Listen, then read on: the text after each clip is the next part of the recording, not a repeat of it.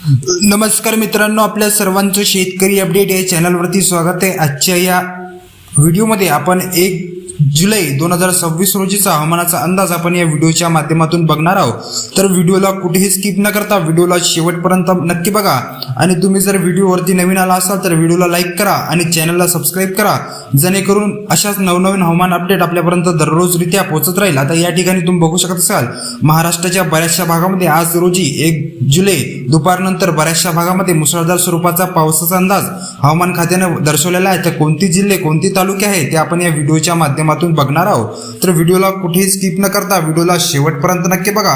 आता रडारवरती तुम्ही बघू शकत असाल मित्रांनो की बऱ्याचशा भागामध्ये आज दिनांक 1 जुलै 2026 रोजी दुपारनंतर आपल्याला मध्यम ते मुसळधार स्वरूपाचा पावसाचा अंदाज आपल्याला बघायला मिळणार आहे। तर कोणते जिल्हे कोणती तालुके आपण ते या व्हिडिओच्या माध्यमातून बघणार आहोत। तर या ठिकाणी सुरुवात करूया मित्रांनो पश्चिम किनारपट्टीलगतच्या प्रदेशामध्ये।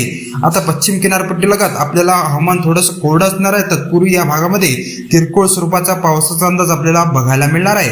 तर त्यामध्ये वसई विरार आहे, मुंबई आहे, माथेरान, लोणावळा, अलिबाग, मुरुड, महाड, दापोली, चिपळूण, त्यानंतर रत्नागिरी, सावंतवाडी, राजापूर, कंकावली, सावंतवाडी, चिपळूण, त्यानंतर इकडं महाड आहे, त्यानंतर इकडं लोणावळा, माथेरान, त्यानंतर इकडं जुन्नर, चाकण, पुणे, भोर, सातारा, सांगली, कराड, विटा, वडूज, कोल्हापूर, निप्पाणी या प्रदेशामध्ये आपल्याला मध्यम ते किरकोळ स्वरूपाचा पावसाचा अंदाज आपल्याला दुपारनंतर बघायला मिळणार आहे। त्यानंतर इकडे आपण बघू शकत असाल मित्रांनो नाशिक आहे, पेठ आहे, त्यानंतर नंदुरबार आहे। नंदुरबारचा जो प्रदेश आहे मित्रांनो, नंदुरबारमध्ये आपल्याला मध्यम स्वरूपाचा पावसाचा अंदाज बघायला मिळणार आहे। त्यानंतर इकडं पेठ नाशिकमध्ये आणि अकोले, घोटी, त्यानंतर जुन्नर या प्रदेशामध्ये आपल्याला किरकोळ स्वरूपाचा पावसाचा अंदाज आपल्याला दुपारनंतर बघायला मिळणार आहे।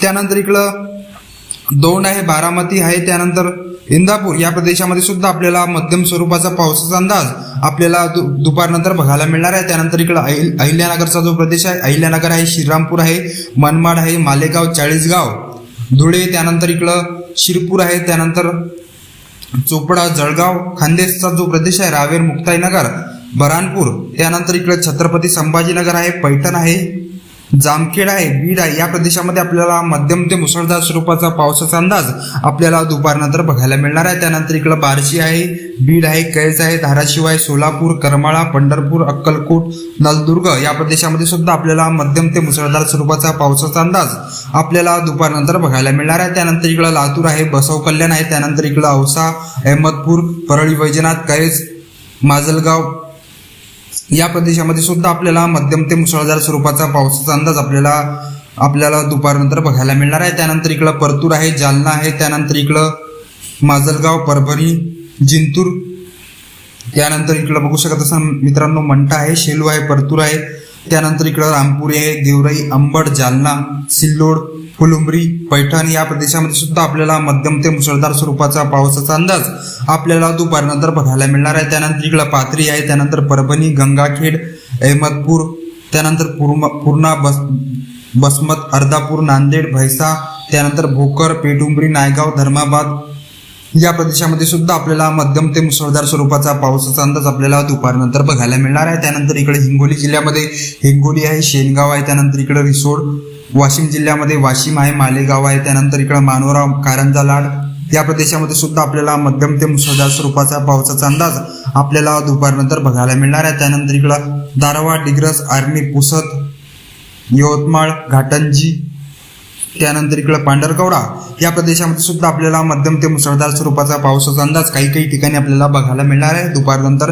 त्यानंतर इकडं अकोला जिल्ह्यामध्ये अकोला आहे, दर्यापूर आहे, मूर्तिजापूर आहे, त्यानंतर इकडं पातूर आहे, बाळापूर आहे, खामगाव आहे, जानेफळ, मेहकर, नांदुरा, जळगाव, जामोद, मलकापूर, बुलढाणा, चिखली, जाफराबाद या प्रदेशामध्ये सुद्धा आपल्याला मध्यम ते मुसळधार स्वरूपाचा पावसाचा अंदाज आपल्याला विजांचा कडकडाटसह आपल्याला वादळी वाऱ्यासह बघायला मिळणार आहे। त्यानंतर इकडं आपण बघू शकत असाल मित्रांनो अचलपूर, परतवाडा आहे, त्यानंतर इकडं अमरावती आहे, त्यानंतर मोजरी, मोर्शी, आष्टी या प्रदेशामध्ये सुद्धा आपल्याला मध्यम ते मुसळधार स्वरूपाचा पावसाचा अंदाज आपल्याला दुपारनंतर बघायला मिळणार आहे। अमरावती जिल्ह्यामध्ये पापड, चांदूर, त्यानंतर पुलगाव या प्रदेशामध्ये आपल्याला हवामान कोरडे असणार आहे। तत्पूर्वी या भागामध्ये किरकोळ स्वरूपाचा पावसाचा अंदाज आपल्याला दुपारनंतर बघायला मिळणार आहे। त्यानंतर इकडं कारंजा आहे, काटोल आहे, नरखेड आहे, वरुड आहे, पांडुर्णा आहे, त्यानंतर सावनेर, त्यानंतर नागपूर, रामटेक, उमरेड या प्रदेशामध्ये सुद्धा आपल्याला मध्यम ते मुसळधार स्वरूपाचा पावसाचा अंदाज आपल्याला दुपारनंतर बघायला मिळणार आहे. त्यानंतर इकडं वर्धा जिल्ह्यामध्ये वर्धा आहे, कोल्हापूर आहे, हिंगणघाट आहे, लखमापूर आहे, पुलगाव आहे.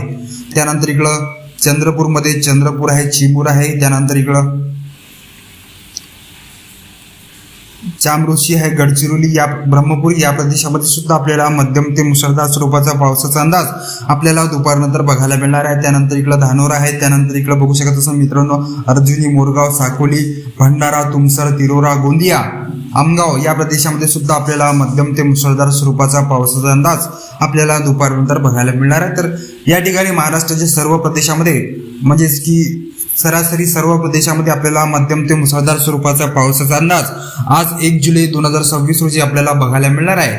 तर ही होती मित्रांनो 1 जुलै 2026 रोजीचा